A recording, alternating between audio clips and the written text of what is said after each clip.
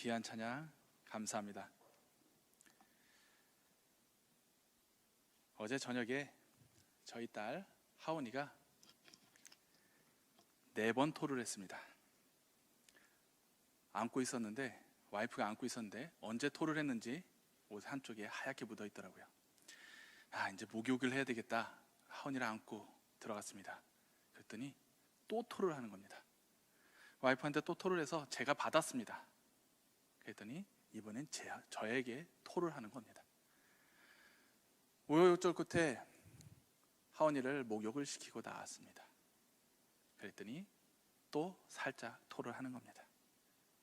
걱정이 됐습니다. 애가 문제가 있는 것은 아닌지, 식중독은 아닌지, 탈이 난 것은 아닌지, 열이 있는 것은 아닌지 열을 재보고 둘러보아도 열은 없고 계속 토만 합니다. 그래서 걱정이 돼서 저희 어머니에게 전화를 걸었습니다. 엄마, 하온이가 계속 토해. 엄마한테 무슨 뾰족한 수가 있나요? 그냥 괜찮다고만 하시죠. 인터넷을 찾아봤습니다. 와이프가 막 인터넷을 검색했습니다. 소변만 잘 누면 된대. 소변 안 누면 탈수 온대. 그래서 물을 먹였죠. 그래도 얼마나 걱정이 됩니까? 근데 그날따라 하온이가 너무 많이 먹었어요. 맨날 800 조금 넘게 먹었는데 그날은 잘하면 1000을 넘게 먹을 것 같더라고요. 그래서 저희는 기뻤거든요. 드디어 하온이가 키 크려고 그런다 그랬는데 다 개원해버렸어요. 저희는 막 걱정이 돼서 막 이렇게 하온이를 쳐다보는데요, 하온이는 지를 걱정하는지 모르나 봐요. 너무 밝게 웃고 있는 거예요. 그러면서 놀고 있어요. 그 모습을 보는데 걱정과 근심이 있는데 감사한 거예요. 하온이의 모습이 지금 이 상황 속에서도 감사하더라고요.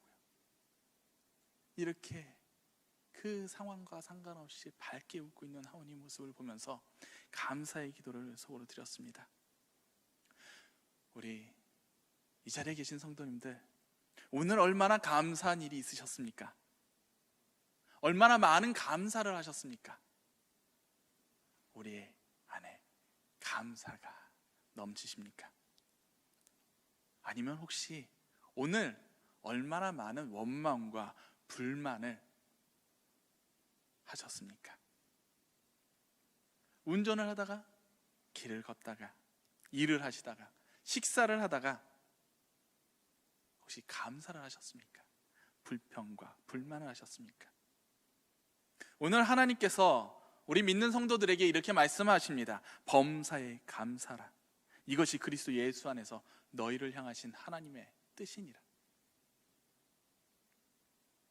이는 첫째, 감사하라는 하나님의 명령입니다. 범사에 감사하라.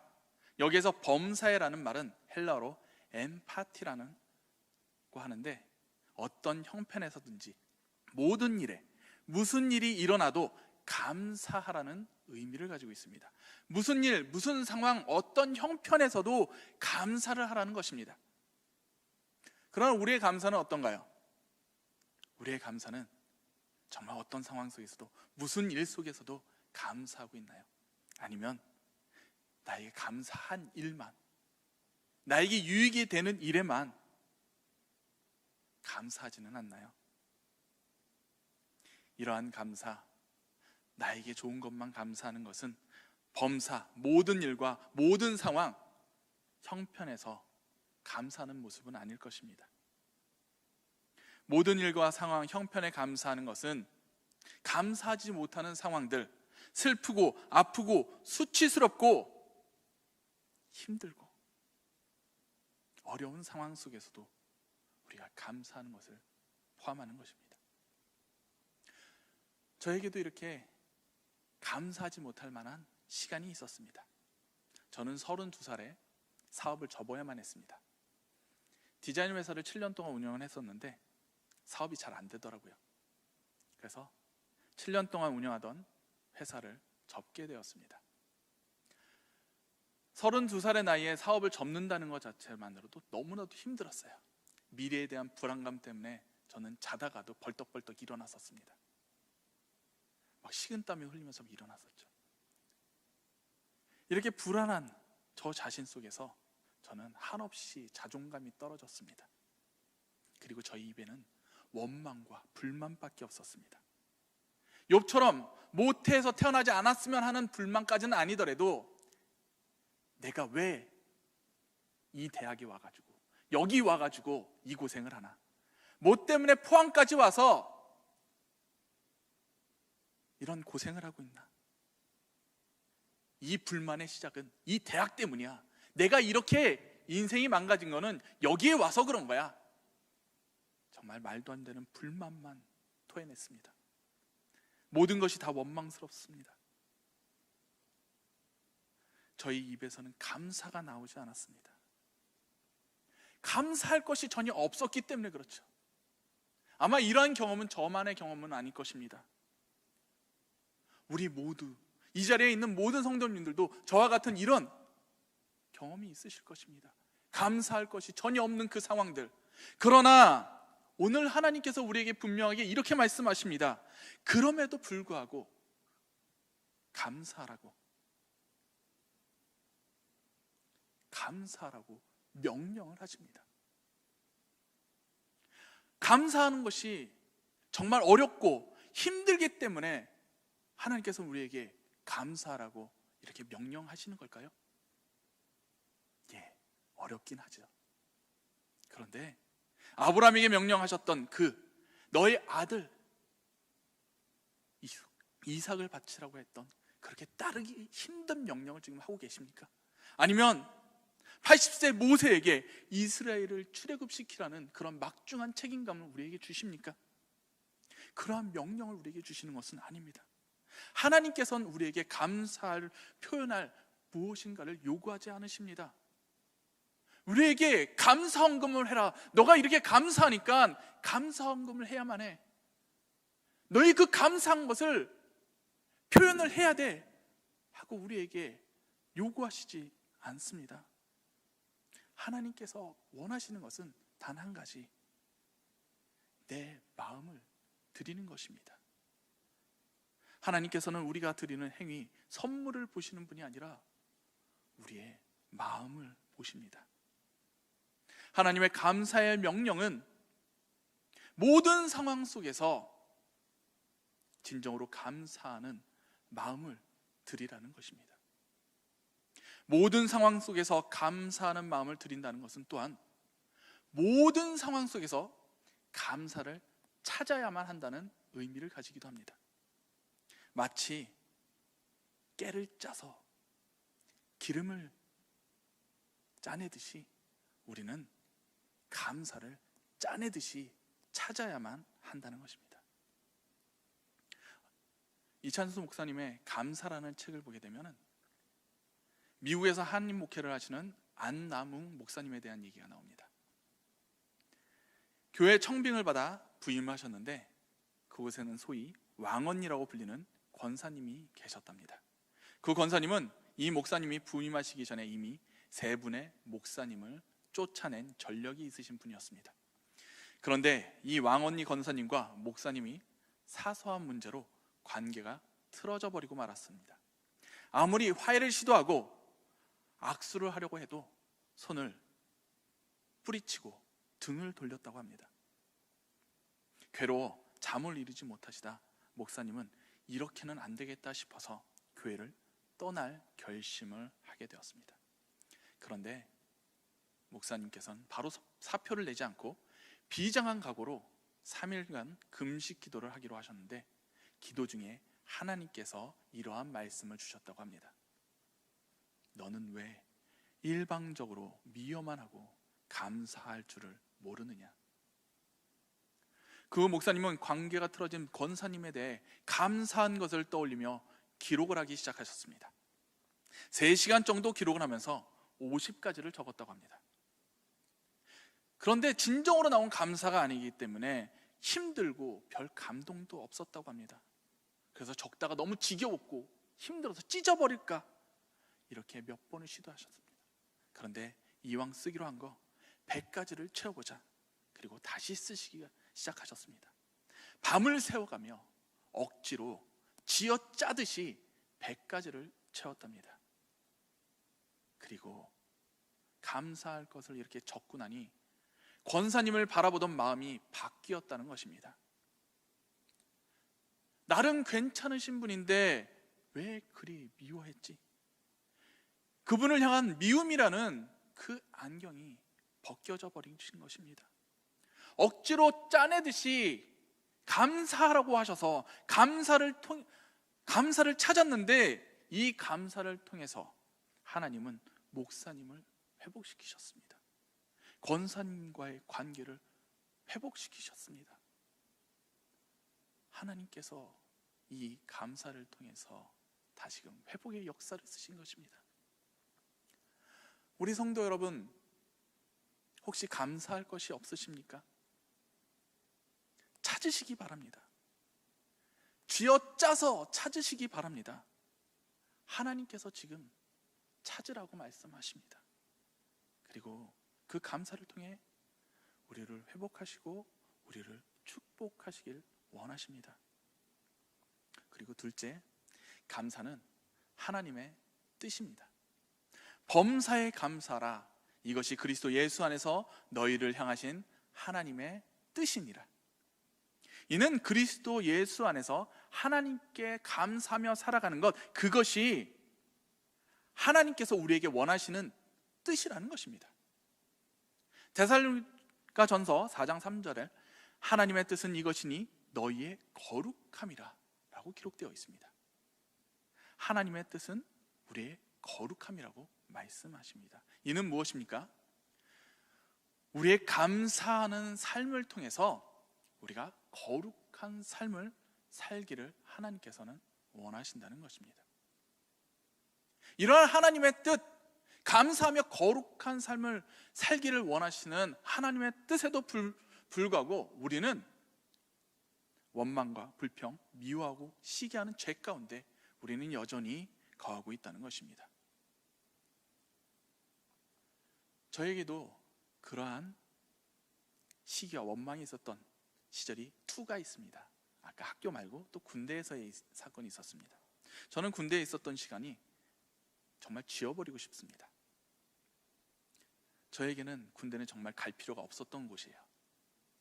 정말 백해무익하다고 저 개인적으로 생각을 합니다. 왜? 저는 너무 힘들었습니다.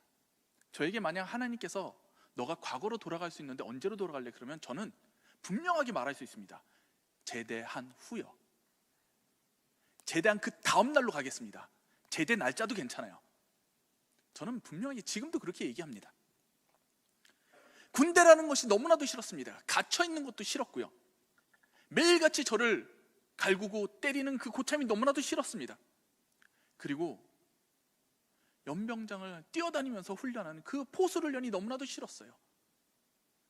훈련을 하고 나면 오바이트를 하고 지쳐서 쓰러져야만 합니다. 너무나도 힘든 그 과정들이 너무나도 싫었습니다. 저는 군대에 있으면서 원망만 가득했습니다. 언제 이 시간이 끝나나, 이 고생이 언제 끝나나. 그래서 저는요, 제대를 하고 나서 군부대 근처도 가지 않습니다. 동기들하고 잘 연락 안 합니다. 동기가 연락을 하지 제가 연락하지는 않아요. 근데 저와는 반대로 제 동기 중에 한 명은 이런 친구가 있었습니다. 군대 생활을 너무 잘하는 거예요. 제대를 했는데도 선임들과 동기들, 그리고 후임, 그뿐만이 아니에요. 한 번도 본 적도 없는 후임들, 저희가 제대하고 나서 들어온 후임들, 그 친구들까지 만나고 모임을 만들었어요. 정말 이해가 안 됐습니다. 근데요, 그 친구는요, 그 시간이 너무 귀했던 겁니다. 저랑 똑같은 시간이었습니다. 그 친구도 힘들고 어려웠습니다. 고참한테 맨날 맞았습니다. 근데 그 친구는요, 그 시간을요 귀하게 여겼어요.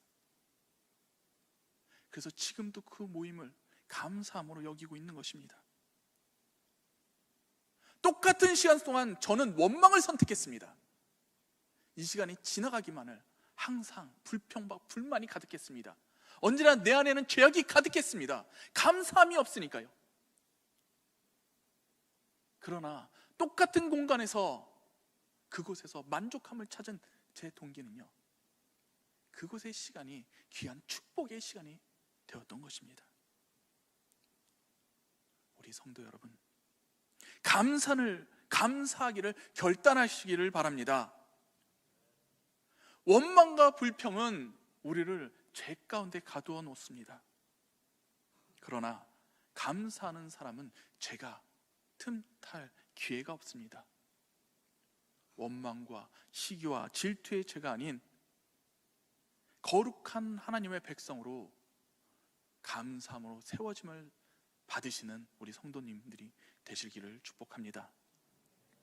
그리고 우리가 이렇게 감사함을 결단하고 나아갈 때 하나님께서는 우리에게 축복을 허락하십니다. 하나님 앞에 감사함으로 나아간 다윗, 이스라엘의 위대한 왕으로 하나님께서는 세우셨습니다. 바울과 실라의 감사함으로 감옥이 열리고 감옥은 복음을 전하는 장이 되었습니다. 감사하는 삶을 살아가시기를 축복합니다. 하나님의 축복이 우리 성도님들 삶에 가득하실 것입니다. 그렇다면 어떻게 하면 하나님의 명령인 이 감사하는 삶을 살 수 있을까요? 내가 각오하면 될까요? 나는 오늘서부터 감사하는 삶을 살 거야. 그러면 우리는 내일서부터 감사하는 삶을 살 수 있을까요? 오늘 본문 바로 위의 절에 16절에 이렇게 기록하고 있습니다. 항상 기뻐하라. 항상 기뻐하는 것이 가능합니까? 범사에 감사하라만큼 어려운 것이 항상 기뻐하는 것 아닐까요? 항상 기뻐하고 범사에 감사하라. 이것은 정말 쉬운 일이 아닙니다. 항상 기뻐하고 범사에 감사하는 것은 우리의 결정이 될 수가 없다는 것입니다. 하나님의 초월적인 임재가 없이는 우리는 항상 감사할 수 없고요, 항상 기뻐할 수 없고 항상 감사할 수가 없다는 것입니다. 17절에 이렇게 기록하고 있습니다. 쉬지 말고 기도하라. 무엇입니까? 밥도 먹지 말고 잠도 자지 말고 기도하라는 것입니까? 우리에게 이렇게 말씀하시는 것입니다. 전적으로 하나님을 의지해라. 우리의 삶 모든 것을 걸쳐서 하나님을 의지하라고 말씀하십니다. 우리가 범사에 감사하는 삶을 살기 위해서는 하나님의 임재, 그 초월적인 임재가 있어야만 하는데, 그것은 우리가 온전히 하나님을 의지할 때만 가능하다는 것입니다. 하나님을 의지하는 삶을 사는 것은 말씀을 가까이 하는 삶입니다. 말씀을 읽고 암송하고 묵상함으로 우리가 하나님의 말씀을 쫓아 그리스도를 닮아가는 삶을 살 때 우리는 하나님을 의지하는 삶을 살게 될 것이고, 우리는 하나님의 임재 안에서 감사하는 삶, 성결의 삶을 살게 될 것입니다. 또한 감사하는 삶을 살기 위해서는 예수 그리스도의 십자가의 은혜, 나를 구원하신 그 은혜에 온전히 감사해야 할 것입니다.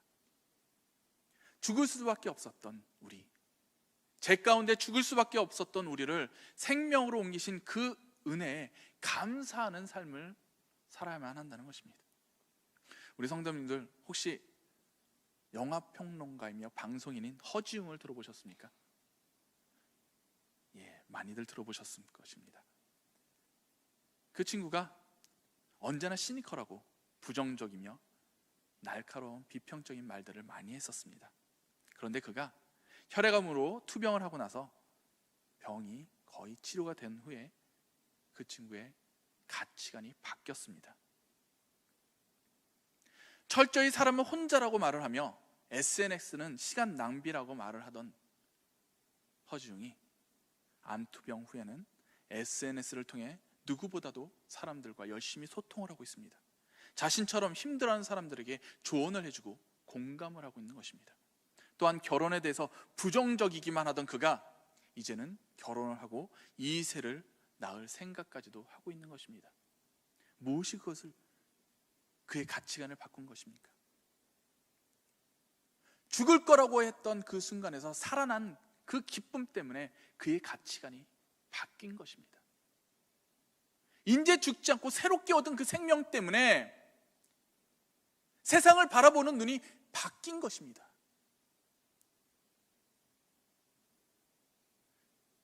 마찬가지로 죽을 수밖에 없는 우리가 생명 가운데 옮겨졌습니다. 우리의 가치관이 바뀌어야 하지 않을까요? 대속의 은혜, 우리를 살리신 그 은혜의 감사함으로 나아갈 때 우리는 하나님 말씀 안에서 온전히 감사함의 축복 속에서 살아갈 수 있을 것입니다. 이제 그리스도의 대속의 은혜 안에서 말씀을 의지함으로 믿음의 눈을 크게 뜨시기 바랍니다. 그런 모든 것에 감사함이 보이실 것입니다. 좋은 일이 있으면 감사하시기 바랍니다. 그리고 나쁜 일이 있을 때도 감사하실 수 있으시기를 축복합니다. 오늘 본문의 데살로니가 교회는 엄청난 핍박과 고난을 받고 있는 상황이었습니다. 데살로니가전서 3장 3절, 아무도 이 여러 환난 중에 흔들리지 않게 하려 함이라. 우리가 이것을 위하여 세움 받은 줄을 너희가 친히 알리라. 아멘. 여러 환난, 매를 맞고 갇히고 끌려가서 죽임을 당할지라도 이런 상황 속에서도 감사하라고 지금 말씀하십니다. 우리에게 지금 분명하게 말씀하시는 것입니다. 범사에 감사하라고. 우리 성도님들 언제나 감사하시기를 축복합니다. 좋은 일에도 나쁜 일에도 감사하시기를 축복합니다. 이것이 하나님의 명령이요 하나님의 뜻입니다. 감사하는 자를 하나님은 기뻐하시고 축복하실 것입니다. 범사에 감사함으로 언제나 감사와 축복이 넘치는 삶을 살아가시는 우리 모든 성도님들이 되시기를 축복합니다. 이 시간 함께 기도하시겠습니다. 하나님 아버지, 우리에게 주님께서는 명령하셨습니다. 범사에 감사하라. 우리는 얼마나 감사하는 삶을 살고 있습니까? 아버지, 이 시간 돌아보게 하여 주시옵소서. 그 은혜 가운데, 예수 그리스도의 은혜 가운데서 저희 안에 감사가 넘치게 하여 주시옵소서. 나를 살리신 그 은혜에 감사함으로 이 세상에서 감사함으로 살아가게 하여 주시옵소서. 그러므로 주님의 축복을 누리는 우리 모든 성도님들 되게 하여 주시옵소서. 예수 그리스도를 받들어 기도드리옵나이다. 아멘.